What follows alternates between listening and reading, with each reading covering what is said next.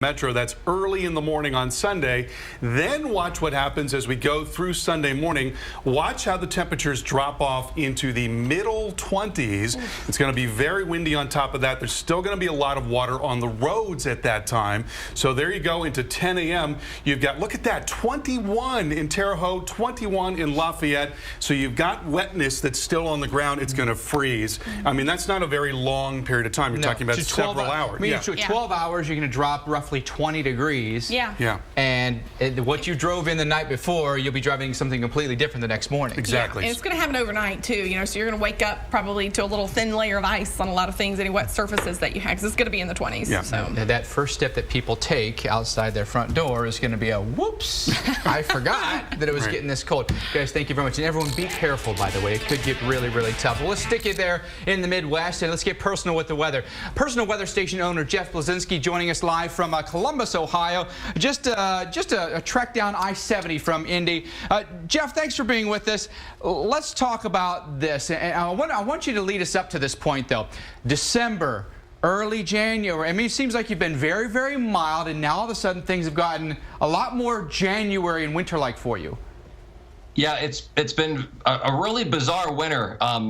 We went to church on Christmas Eve, and it's the first time I can remember people mowing their yard here in central Ohio. Actually walked on grass clippings on the way into church.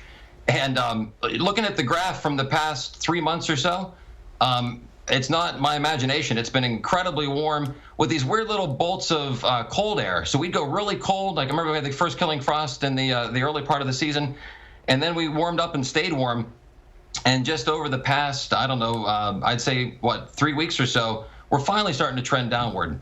Jeff, safe to say you haven't had a lot of winter weather to drive in so far this season. Knowing that you're going to get some sense of that coming toward the weekend, do you think it's going to be difficult to get around, late weekend, early week? Will it be a nightmare to travel in central Ohio? I find it fascinating, human psychology and physics. Because if you condition yourself to how things work in the realm of physics, you know that you probably can't stop as quickly when the roads get slippery. So yeah, I think statistically there's going to be some increased traffic accidents and some problems around town. But yeah, if you kind of keep in mind that kinetic friction is worse than static friction, right? So that thin layer of ice, the really spooky stuff is when things are just like a fine mist of maybe freezing rain. So I would say that, yeah, the odds are that folks will have some difficulty adapting to the realities of the winter physics. Well, good luck to you, Jeff. We hope that maybe you just be homebound that day. And just use good idea. Just use logic that day, and not necessarily physics, just logic.